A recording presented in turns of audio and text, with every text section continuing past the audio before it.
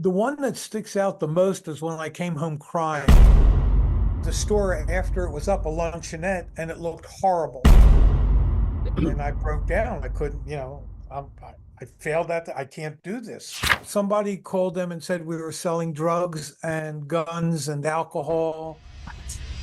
All right, welcome back to Founders Forum. My name is Kayla. This is Gregory. Hello. And today we're going to be talking to Mr. Michael Schwartz, NMD. He is the president of Michael's Naturopathic Programs and the director of the Center of Universal Teachings Applied. So we are super thrilled to have him on. And without further ado, let's just jump right in. So, Michael. Kayla, Gregory, thank you for having me as a guest. I'm looking forward to our interview and working together. Yes, awesome. We're happy to have you on. All right, so as Founders Forum is known for, it is about learning from other entrepreneurs about their journeys. So one of the things that we wanted to start the interview off by asking is, can you tell us a little bit more about how and why you started your business and your journey throughout business until today? Well, I started the business because I was not emotionally equipped to continue to deal with patients. And so, because some people do not want to be well, even though they say they do, but if they don't have their illness, they don't have a conversation. So I started in the back of a health food store. And when I would see a particular car drive up, I would know who the client was. And I would tell the staff, I'm not in today, or I'm in consult and won't be available. Yeah. Having a calling to be of service, I realized that I was not fulfilling my spiritual obligation. And so I ended up starting the company by going back to my notes that I kept on every single client. So I knew what worked, what didn't work. And that was the foundation of the company. I started producing salves and lotions that were clean enough you could eat. I eventually went into tablets and capsules. And that was 40 years ago. Wow, 40 years ago. I must have missed it, but when you said you moved on to these areas, you were coming from, what was the job at the time that you decided to take your clients' information and move to that space? Well, it was twofold. One, I had a practice above the store, and then they invited me into the store to co-manage with the owner because she was a student of mine from classes that I gave. Yeah. And then she opened up the store, so she invited me in as that. And so I worked in the back end of the store and still continued with my practice. Enough is enough. I don't want to see people anymore. I think at our meeting last week, you started to go off in the beginning where I don't know if it was a joke or not, but you mentioned that you were polishing shoes at some point. Is that kind of where you would say you began your entrepreneur journey as maybe a young fellow? And like, have you always had the entrepreneur spirit growing up? Well, I did not know that. And I think that people who are entrepreneurs do have that within them from the get-go. And so, yes, I was about 10. I had a friend who was about 12, and across the street from my grandmother's house, there was a gas station. So I got a job, believe it or not, pumping gas because the guy liked me. I was always hanging around cars. Yeah. And so I maybe made a quarter for working 4 or 5 hours pumping gas. And the kid who did shoe shining taught me how to do that, gave me his old box, and I was in business. Awesome. I always have a stash. I'm a saver. You're 10 years old. My gasoline earnings to buy my brush, my applier, the wash, the wax. He taught me how to shine. And so I was in business. That's amazing. I did that for about a year and accumulated some money. My next entrepreneurial thing was mowing lawns. And this was before gasoline engines were involved. Oh, man. Or invented. The manual. The push, one of those jobbies. And I didn't do that long. I did it through the summer and ended up with heat stroke. So that was the end of that. Oh, no. Wait, as a kid? That was the end of that. And then I really didn't do anything. I had countless jobs. I would do anything to earn a dollar. Yeah. Not anything, but to earn a dollar. And then when I went into the military, once I came out, then one of the jobs I had, I worked for a cousin who would go to auctions and buy up quantities of toys for his toy store. Oh. So from that experience, I learned how to buy at auctions and how to pack vehicles. So I started going to auctions on my own at a later point, and I would buy new store inventories, and then I would take and go to the appropriate store and sell them the product less than they could buy at wholesale. Nice. Still But making money. And then a buddy and I went into partnerships selling damaged dog food. damaged dog food? Oh, what? How did you find that? From a salvage company, Ah. and the brand was Kennel Ration, and they would ship it in boxcars. Been around trains, they sometimes stop and everything bounces. So Oh. everything on the outside was damaged. So we bought it at 10 cents a can, Oh, nice. and we sold it at 25 cents a can. Wow. A giant flea market in Englishtown. So anyone who's from Jersey knows Englishtown. Yeah. And so we sold damaged dog food. How old were you at this time? This is after the military, you Now said. I'm in my 20s. 20s. Yeah. Okay. Then I went to work in a clothing store, became a buyer for a chain of stores. Yeah. And if it's up in Pennsylvania, people know the Charming Shops. Back in the day, I was the mod buyer. And so I learned that industry and how to buy, and I opened up my own dress shop. Oh, What does that mean? wow. What does that mean, mod buyer? Did you ever see the TV show? Remember, I'm old. There used to be a TV show called The Mod Squad, MOD. Oh, And it okay. was a style of clothing. And so Charming Shops, I bought for like 23 stores, and I had a little kiosk Oh, in wow. the center of the store where we featured mod clothing. Oh, okay. And I was the buyer for that. And then I opened up Nice. my own little Awesome. dress shop. And then I flipped out because I was watching the Vietnam War Mhm. things, and I'm out of the service already, and I'm watching what's going on. And it occurred to me that coming from a Jewish background, that yes, I'm making money. Yes, I have my own business. However, if I went to Israel and lived on a kibbutz, I could buy a dozen apples and feed myself and 11 other people. Yeah. But if I had those same 11 apples and I made applesauce, I could feed 24 people. Right. Hmm. So I called a buddy of mine to run my business, run my store. And then the next day, I actually got my from Philadelphia. So they have a passport place. And I got my passport the next day. And the day after, I was on a plane to Spain hitchhiking because they wouldn't take any more American Jews. I guess they were fed up with us. I don't know. But they wouldn't. And so I tried to get in as a Sephardic, and I couldn't get in from Spain. Hmm. So I came back, and then it gets fuzzy.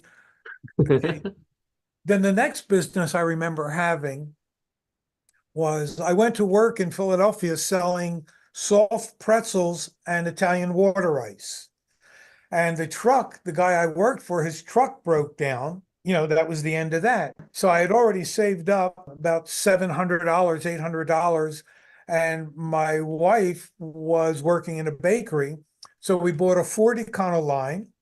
Oh my I God. took it to a metal shop, cut out the top, put the box on top, and I knew where to buy the Italian ice. I knew where to buy the pretzels. And so I read in Mother Earth News, fabulous magazine, don't think it's in print anymore, but how to make a refrigerator. So you take one box and then you line it with shredded paper, and you take another box that fits inside that with the paper all around it. Yeah. And that keeps the cold in, and then I had a lid on top. So I would go to playgrounds and schoolyards and anywhere kids hung out. And Phyllis and I actually painted the van with a roller and a roller brush. Oh. and it was Uncle Mike's Pretzels. And so I sold Uncle pretzels Mike's and pretzels. Italian water ice through a summer. Oh, That got us nice. money to go trucking to Florida. And then I didn't do anything. Then I worked for others. And I think that until I don't remember when. I think I after I went to work for a national vitamin company, so I learned that, became a naturopath, ended up setting up a practice and taught classes to earn income What did you and teach? nutrition, how to heal Nutrition. I yourself see. using supplements Yeah. Okay. and food. Yeah. But I'm more about vitamins and minerals because once I started my practice, I had a rule of thumb. And it was you'll feel better in 3 days or you get your money back. Nice, Oh, nice. wow. That's a good And guarantee. for Yeah. me, life is really very simple. Either you know what you're doing or you don't. You can only BS so far and it catches up to you. So, for me, it was really very simple. I know what I know who I am, and you don't get the result in 3 days. I didn't do my job right. Now, when I do trainings, I tell stores, the staff, that I guarantee my product will give an effect or a result within one bottle, or you can get your money back. I Wow. like that. Well, there's two products that I will guarantee up to 3 bottles, and that's for couples trying to get pregnant. Really? Wow. No blockage of the fallopian tube and no endometriosis. Hmm. I will guarantee that they will have a pregnancy. Really? Wow. Wow, that's a guarantee. However, Mhm. there's always a however. Yeah. And in this case, it's if everything is flowing the way it should, all the plumbing is functional, male and female, and there's still no fertilization, then the issue lies between the ears. You're And the issue is, I don't know if this relationship's going to last. My career is very important. I Mhm. don't want to bring a child into this world. The house isn't big enough. So Yeah. you wouldn't think that those subconscious thoughts would have an effect, but they would, and they do, and they could block fertilization. Yeah. Okay. That makes So sense. that's kind of my story. And I've had a couple of different, I also sold automotive products, Really? additives. Yeah. That's awesome. That's a I feel, lot. I think one of my questions I have as listening to all of this was there were a lot of ventures along the way. Yeah. And what made you leave one venture and then start the next one? Like, was it things weren't working out, or maybe it's just like a location thing? Like, what were the catalysts to change your ventures? I think I get bored. Mm. I used to do talk radio here in San Oh, Antonio for about a year, a call-in station. And after about a year, I didn't think I had anything left to say. And so I okay. was done. And I'm like that Mhm. in the sense that this is actually the company is the longest job, the longest anything I've ever done because I found my home. Mm. I found where I belong. And so I think that has been my journey, is trying to find myself Mhm. and see what it is that fulfills that inner self and gives me the continued nourishment that I get from being satisfied and feeling whole and complete. And the health food industry did that for me. It's a lifestyle that, my wife and I have been, we're both vegetarians before we met. We're married 50 years. And so, it's our lifestyle. It's not, that's why you saw the garden that Yeah. we Right. have. It, And so the short answer is dissatisfaction. that's a great answer Pattern because of behavior, I might add. Yeah. I can kind of relate to that because it was a cliche. In my previous career, I worked in essentially my dream job, and I loved it for the first decade or so. And it was such a cliche because people would ask me like, "What's one piece of advice you'd give?" And I say, "Find something you love to do." But after a decade or so, I got bored in a way and complacent, and I spent like a year or two kind of soul searching in a way. Then Kayla and I started our business, Mhm. and I feel so much more fulfilled nowadays in our business. So I think it is an important lesson to find something that you love to do and that's fulfilling for oneself. Yeah. That is the bottom line. It really is. People ask me, how long I've been doing something. I said, well, I'll put it to you this way. I have not gone to work in the last 46 years. And the reason I say 46, because that's how long I've been in the health food industry. Mhm. I came into the Wow. industry as a representative on straight commission, Mhm. Yeah. another entrepreneurial effort on straight commission for a national company. And that's where I learned my craft, Yeah. so to speak. Yeah. And then I set out on my own. The first time I tried it, I failed because I failed. Mm. Magic happens. And then the second time, I had more experience under my belt, more knowledge Exactly. under my Yeah. belt. And so, yeah. If you don't mind sharing, I think failure is a very important part of the entrepreneurial journey. And Yep. we learned over the past year, where it's like, it's okay to fail, just fail quickly and then learn from that mistake. Mhm. So what was the failure? What was it like failing, like the feeling, and how did you overcome that and use whatever the failure that was for the next part of your journey? Well, the one that sticks out the most is when I came home crying. Crying. Yeah, Okay. yeah. There's light bulbs, fluorescent light bulbs that are full spectrum light bulbs. And I took a commission job selling those. Commission is the way to go. With commissions, there's no limitation to your earning. And so I sold them and I made a sale. And I went into the store after it was up, a luncheonette, and it looked horrible. And I came home, I can't do this. And Phyllis, we already had our daughter Susanna, and Phyllis was pregnant with our second child. And I said, and I broke down. I couldn't, I failed at that. I can't do this. And so, yeah. And then I think from there, I went back to retailing Mm-hmm. and I worked for a Lit Brothers in Philadelphia, Yeah. which was a department store. And then I became an assistant store manager at one of the stores. And then I went into auto parts. So I've had different careers, 3 or 4, maybe 5 or 6. Yeah.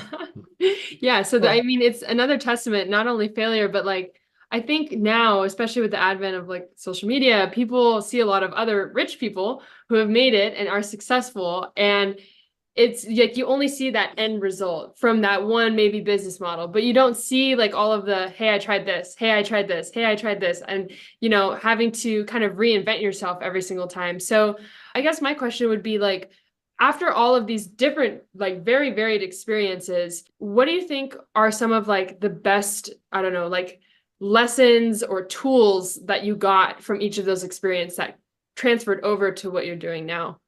Great question. I think I learned, I pay attention. That's the first. And I think you can learn something from everyone you work for. I certainly did. You have to be open to learning. You have to be hungry for knowledge. And you have to be able to pick yourself up. And no matter what anybody tells you, persevere.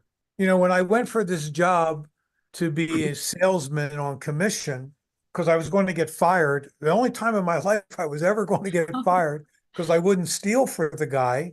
And I told him I would dime on him. Phyllis was pregnant with our first child, and I was assistant manager of an auto parts warehouse. No, she was with Aaron, because when I came out of hippiedom, well, I got a job as an auto parts picker, working in a warehouse. Now you got to remember, this is after I've already had my own business. Oh I my was a buyer gosh. for 23 stores. So my life has been up, down, up, down. Right. Yeah. And the ability, I think perseverance allows one to build from the bottom up and not be ashamed or afraid to fail because there's strength in it. There's something to be learned from it. Yeah. Anyway, I was working retail when Susanna was born, and I worked in the department store. So it was 9 to 9 in Christmas. My daughter was born December 11th. So I got home, she's asleep. I go to work, she's asleep. I never Oh, interacted. no. Yeah. And so the guy I worked for, who was the manager of the auto parts place, called me and said, Michael, how'd you like to come back to work for me? And I said, what's the deal? He said, 9 to 5, Monday through Friday. And I didn't even ask how much. I didn't care, just to be free. And That's awesome. I Wow. went back to them.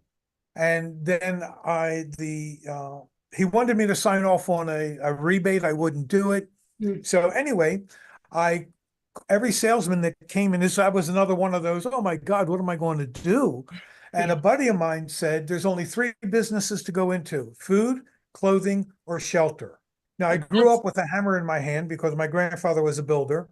Mhm. I was in the clothing industry already and already gone through a dress shop of my own Right. and being vegetarian. So every salesman that came in, I asked if they knew anybody in the health food industry.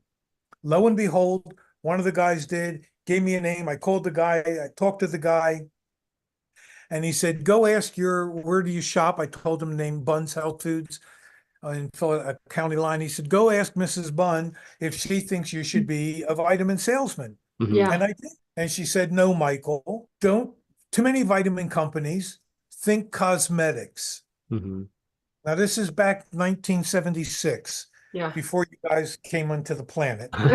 Right. On the other side looking in, but you didn't come in yet. Yeah. So 1976, so I call him back up and he said, well, did you speak to Mrs. Bunn? I said, I did. He said, what did she say? She thinks it's a great idea. Now, the reason I lied to him Yeah. was because I was desperate. Sometimes desperation can be a good thing, a great motivator, just Yeah. as hunger and fear can be a great motivator. Yeah. Right. Totally. With fear, you can do the ostrich thing, which is not true, by the way, and stick your head in the sand until the fear runs over you and consumes you. Right. Or you look around and see which direction you need to go in order to get to where you want to get to. Right. Yeah. So I went to work for him, and in 3 years, I was his national sales trainer. And then I quit, dropped out, sold everything we owned to immigrate to South America, then came back, lived South in America. a teepee, sold our teepee Wait, for wait. $400 to get gas money to come to Texas. You're skipping over a lot of great things. So Yeah. we're gonna have to go back to this in a bit. Yeah. Hold, Okay. hold on. Okay. That's awesome. Rewind. I'm gonna call it rewind. Oh, Oh, that's nice. so cool. Nice. Okay. Wow, Okay. that's like a real teepee, like a Hello? legit teepee. It was a 24-foot lodge, and there is my son and daughter, okay? And they're both older than you Oh my kids. gosh. And that's my mother-in-law. And we used to bathe. There was a hot springs outside of Taos, New Mexico. And we crazy. bathed in the hot springs naked. And my mother-in-law found out, and the next time she came to visit, she brought us bathrobes. Oh. I have so many questions, Yes, but same. what's influenced the teepee? Well, let's start with South America. Like, why did you go to South America? Where in South America, and then what influenced the teepee in New Mexico? Yeah. The teepee was out of necessity. South America, we sold everything we owned down to knapsacks on our back. Mhm. And I went down there with 10 grand because we were going to buy land around the same, if it's latitude that runs that way, I don't know, my dyslexia. That is But correct. we're on the same line as Orlando. Right. Oh. I see. So we were going to go to a city called Cochabamba where we could buy land. You know, I had a lot of money. However, on the journey, it took us a while to get there. And once we got to Bolivia, we took our time from La Paz and we ended up in, I think it was Oruro, and we were robbed there. Oh my God. And so, but I had 3 gold Cougarans in my sneakers, Wow. where the arches. Oh my gosh. So we came back to the States and I called my old boss and I said, Jerry, I'm in Miami. I'm flat broke. I got 3 gold Wow. Cougarans. Would you buy them from me? Oh my He said, god. how much do you want? And I said, I'd like, gold at that time was $800. And imagine, right? I said, I Wow. would like to get 1,000 each to get back on my feet. Yeah. That's crazy. And Yeah. he did. In fact, actually, my boss and I, we were living in a place and we decided to open up a store in Taos, New Mexico called the Universal Mind, Ah, where we did counseling, Phyllis did dream interpretation. yeah. And I called my old boss and got another label from, because I know he sold another label out the back door, Yeah. and we brought that in. So we had this little vitamin shop and classroom thing. Yeah, And then we couldn't, because we weren't making enough money to pay for rent and rent. Oh. So we had to give up the house. I heard that somebody had Yeah. a teepee for sale. Bought the teepee, went out into the woods, cut down my own poles, the pinned trenches. them myself, put them Wow. on the top of my 1964 Chevy station wagon, Wow. Awesome. and went out onto this land near this hot springs and put up the teepee. That's Wow. awesome. You're the coolest And, person I think I've ever met. Like, honestly. I've and had you some wonderful experiences. and you had 2 kids at the time when you had the teepee? Or is this Yeah, before well, they were yeah, you saw them. Yeah, right? Yeah, Right. yeah. I mean even when we went to South that America, right, they, exactly. yeah, So- if they wanted toys, they had to carry them in their own knapsack. That's crazy. I mean, just to tie a few things together in the spirit of like failure and being resilient and getting through ups and downs. Some theme that I've been appreciating since I've gone with Kayla is having a partner to go along on the journey to basically support you, keep you accountable, and all those things. And it sounds like in this timeline, Phyllis has been with you for a lot of this journey. So the question is, how instrumental was she in kind of your journey and the success that you've achieved today? Phyllis and I worked together. We built the business together for the first 12 years. Wow. And so, oh yeah, absolutely. Phyllis did all the back end, the administration. I did sales and marketing, and I did the Yeah. formulating, because that was my strength at the time. And if it wasn't for Phyllis, I don't think we'd have a company, Yeah. Wow. because left to my own, no. It seems I'm clear about who I am, and I know my strengths and my weaknesses. Mhm. And I'm not an administrative person. I'm not a bookkeeper. I don't sign checks. I don't deal with money. To this day, mhm. at home, Phyllis and I are together 50 years. I've never paid a bill. Wow. Wow. Okay. At the company, here 40 years. I don't think I've signed 3 dozen checks in those 40 years. These days, my nephew, I have check signing authority. Yeah, yeah. But my nephew and my son are the signers. Mm. But I don't want money. I've never wanted money to affect or influence my thinking.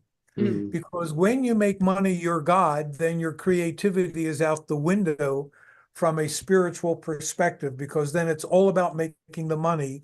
And I've run into spiritual, religious people, and I've learned that they will put their hands in your pocket or cash register and tell you it's just business while they rob you.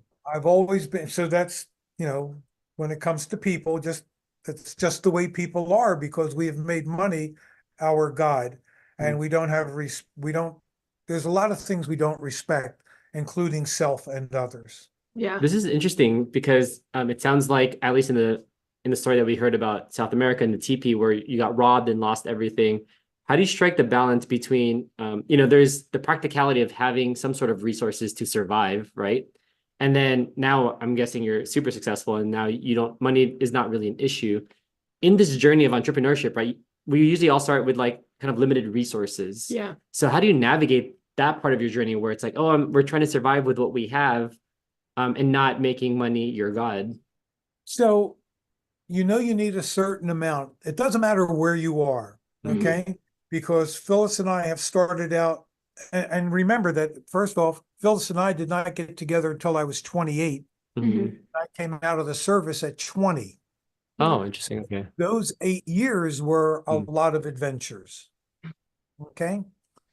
So no matter where you are, when Phyllis and I, before the kids were born, we both worked, and we didn't have a vision, but we did whatever it is we needed to do. You got to get a job. Right. And so ideally, you put a stash aside. You start saving. No matter where you are, you start a stash. Right. Yeah. Because you just don't know.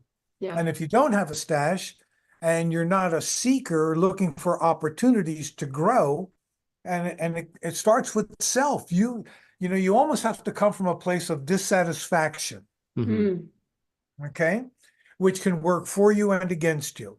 So if you come from that place, then you look for opportunities. Okay, how can I increase? I don't want to live in the back of my car anymore. I want to live in an apartment. And I'll settle for a one-room shack, Mhm. okay? But I still need to pay for that one room. Yeah. So I need to make more. Right. Yeah. And that's what you have to have in the back of your head. You need to find ways to make more. And don't complain about what you're making. I had a kid work for me as a salesman, put him Right. on with a salary and a commission. And he always complained about how the taxes, he was single and they take so much money from me and I'm losing all my money to tax. I said, hey, don't complain. Make more money. Right. Boom. I like that advice. Mic drop. You know, it's really that simple. You're dissatisfied, go out, find a hustle, make more money. You got to work 2 jobs. My son worked 88 hours a week. Whoa. I wouldn't indulge. I'm not, you know, I don't Yeah. indulge. Yeah. That's something I always grew up conservative because of the Bat family I came from, and it was more of like save money, which is true. But also they're like, but then there's the other side of what you just said is like you can save money or you could just make more money. And so that's Yes, the thing we're trying to internalize in our journey is like, you know, it's okay to have lifestyle creep, just make it be reasonable, but also in order to accommodate that lifestyle creep, make more money. absolutely. Find a way. Otherwise, you'll end up like every other American who makes 50 grand a year and lives on 75, who Exactly. makes 300,000 and lives on a $500,000. Yep. Exactly. Okay. Which is why, because one of the things that people don't get is that the emptiness they're trying to fill with sex, drugs, rock and roll, and all of that costs money, is that you can't fulfill that emptiness unless you fulfill it here. Mm. But you know, we're not taught to go within, no matter what spiritual path you're on, no matter what level of consciousness. If anything is having you look outside for satisfaction, you're missing the point of being here. Right. Mm. I Yeah. feel that's a great philosophical discussion that we can have in a future episode. Yeah. There's a lot, Michael has a lot of wisdom to share, which is Oh part of my his gosh. CUDA efforts, which we could tell more about. But I did have a question. You know, you were hopping around a lot. You did a lot of things, but you said your company today is 40 years already in the making. So that Yeah. means you found a level of success, obviously. And something I think most people don't understand without being entrepreneurs is that it takes time to be successful. A lot of our friends or people that we've run into said, oh, it took me 1 to 5 years to break even, you know? So if you don't mind sharing again, do you know within this 40-year company, Mhm. how long did it take for you to break even? And then you're like, okay, this is it. We can grow this. Well, actually, for the first 3 years, I doubled my sales every single year. Whoa. Wow. Okay. Okay. No, I'm sorry. First 6 years. Started in 84. Wow. I may have had, and I worked full time while we built the company for the first 6 months. Okay. Then we could take money out of the company to pay our way. I doubled sales every year until 1990 when I got busted by the feds. Uh-huh. What happened? Well, somebody called them and said we were selling drugs and guns and alcohol. And so I made national TV. Did I you? mean, oh yeah, my old boss called me. Jerry called and says, you know, I don't need to wake up to your face in the morning. Jerry, it's a beautiful face. What are you Yeah, talking? exactly. But yeah, I made Good Morning America. It was a national bust. Oh, Vitamin Company, you know, one of those numbers. That set me back about $350,000. oh man. Is that like in court fees or like fines or? Attorney fees, Okay. paying the state, Right. because it wasn't, I say the feds, they were there. Post office came, TABC came, Wow. police came, federal FDA, Texas FDA. Whoa. They had my guys in the warehouse, hands on the heads, on Oh. their knees, Oh my gosh. guns drawn. Oh yeah, oh please. F the whole 9 yards. Okay. So yeah, that busted us down to zero. It took the wind out of my sales. Uh-huh. Absolutely. Because like I said, I was doubling every year Yeah. Resilience. because some of the concepts that you see today in the health food industry, I introduced. Mhm. Yeah. Gender vitamins, Mhm. national, right? Every national brand, even one-a-days has for men, women. That was my idea that I introduced back in 1987. Mhm. And I started the company in 84. So a lot of what the industry is about today are some of the concepts, and I mean concepts that I introduced into the industry. So again, my journey has been Holy up smokes. and down. Yeah. So, and I think at one point early on, I did get an SBA loan Mhm. for $100,000 way back when, I think when we wanted to move the company. And I also bought a building at one point that I ended up, again, the downside is I had to sell it because we overextended ourselves in advertising. Mhm. And word of advice, if you're going to advertise and market, have a larger stash than you think you need, Yeah. Yeah. Yeah. because it's going to take longer to get the results you're looking for. Mhm. And that's why, when we've had our chats, I understand how long Takes it time. takes, Right, Mhm. right.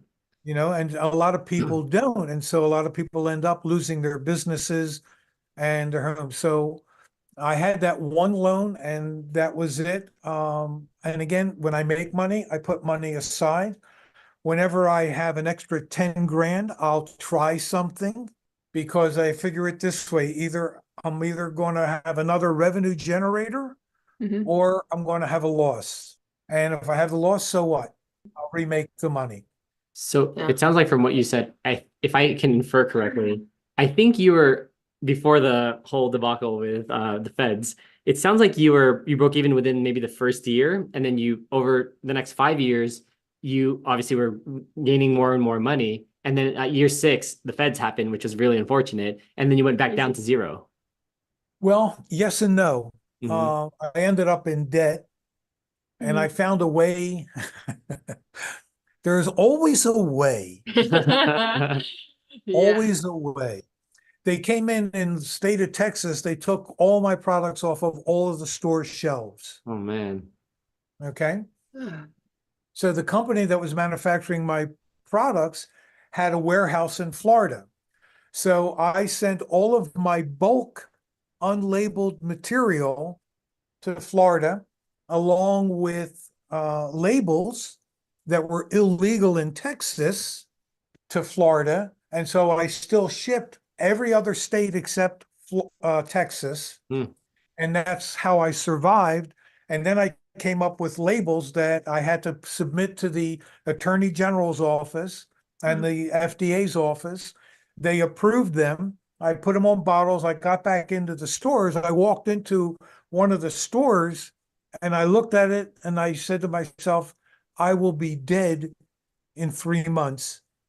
No one's going to know what these products are for. Oh. So I relabeled everything. I made up new names. So the feds came after me again. Oh no. Oh yeah, because I had a thing like MSIS, KidSys, Overk. I am little ways that at least if I could educate that people would know. And so they busted me again. They came in and got on the phone with the Attorney General Oh my and God. my attorney, Uh-huh. my FDA attorney. And the Attorney General looked at them at the labels because we had to send a set. And he said, there's no claims here.